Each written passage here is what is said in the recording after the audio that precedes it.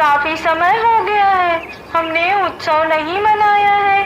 पहले जल्दी जल्दी मनाते थे, बहुत दिन हो गए हैं, एक साथ नहीं बैठे हैं। हाँ तोते भैया, आप सही बोल रहे हैं।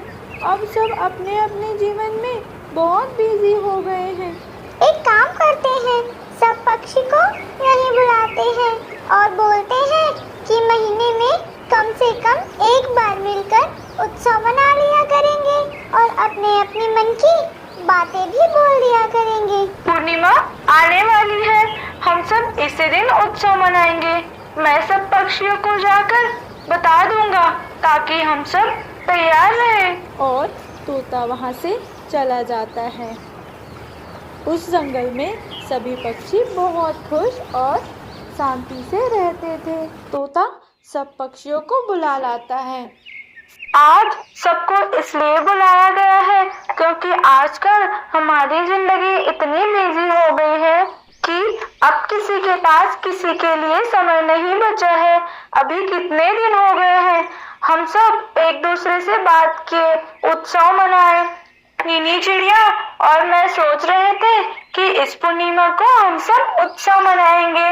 मैं खुद बोर होते रहता हूँ और आप सबसे एक बात करना चाहता हूँ, बोलो तो कहूँ। हाँ बोलो, क्या बात है? होना बात ये है कि एक कौवी है, बरसाने वाली जंगल में रहती है। मैं उसे पसंद करने लगा हूँ, उससे शादी करना चाहता हूँ। मुनमन नाम है उसका। कौवे भैया, गोरी को पता चला तो तुम्हें छोड़ेगी नहीं। तो फिर मैं क्या करूं? हमेशा लड़ाई झगड़ा करके अपने मायके चली जाती है। मुझे भी तो लगता है ना, मैं और बर्दाश्त नहीं कर सकता। मैं तो शादी करके रहूंगा, तुम सबको मेरा साथ देना होगा। नहीं, हम सब ऐसा नहीं कर सकते। गोरी के मायकों वालों से चीलों का पुराना रिश्ता है, वो हमें कच्चा चला जाएंगी। अगर तुम मेरा साथ नहीं दोगे तो मैं भी तुम्हारा साथ कभी नहीं दूंगी। नीनी बहन, प्लीज मेरा साथ दे दो। गौरी कौन सा अच्छी है, मुझे हमेशा बुरा काम में लगाती है। मुनमुन बहुत अच्छी है, मुझे वो बदल देगी। अगर गोरी ने हमें कुछ कहा तो? उसे कुछ पता नहीं चलेगा। ठीक है, हम सब साथ देंगे और हम इस पूर्णिमा को उत्सव मनाएंगे। अब हम सब कल मुनमुन के घर चलेंगे मेरी शादी की बात करने। और फिर सब पक्षी अपने अपने घर चले जाते हैं। अगली सुबह कौवा नीनी चिड़िया के पास जाता है और नीनी चिड़िया को साथ लेकर तोते के पास जाते हैं। फिर दोनों को साथ लेकर मुनमुन के मम्मी पापा से मिलने जाते हैं। नमस्ते मम्मी जी, मैं आपकी बेटी का हाथ मांगने आया हूँ। तुमने अपनी शक्ल देखी है? मेरी मुनमुन तो लाखों में एक है। मम्मी जी, मैं इतना भी बुरा नहीं हूँ। मैं आपकी बेटी को बहुत खुश रखूंगा। आंटी जी, कालू कौवा बहुत अच्छा है, आपकी बेटी को वह खुश रखेगा। ठीक है, लेकिन मैं तुम्हारे घर में रहकर देखूंगी, वहाँ कुछ दिन रुकूंगी, तभी कुछ फैसला लूंगी। ठीक है मम्मी जी, आपकी जैसी इच्छा। और तीनों वहाँ से चले जाते हैं। अब मैं क्या करूँगा? मुझे तो अपना भोजन पूरा नहीं होता, तो मम्मी जी को क्या खिलाऊंगा?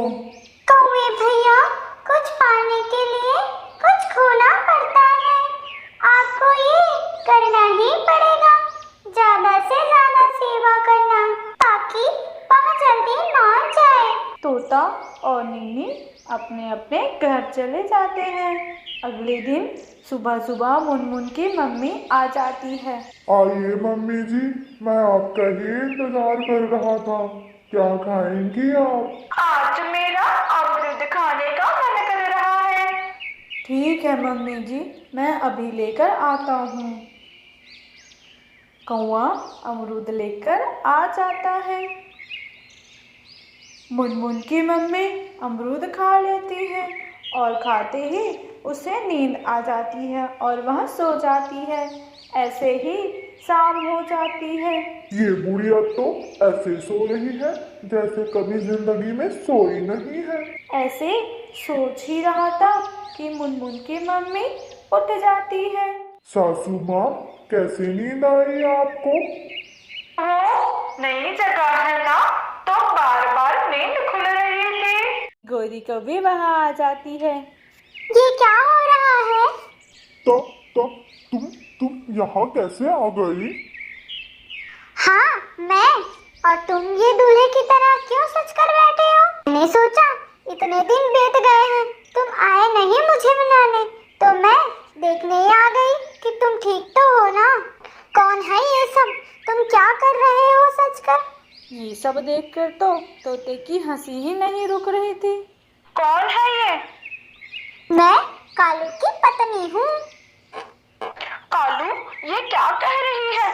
तुमने हमें धोखा दिया है। तुम मेरी मासूम बेटी को फंसाने चले थे। यह कहकर अपनी बेटी को वहाँ से ले जाती है। गौरी को भी सारी बातें समझ आ गई थी। उसके बाद फिर क्या था?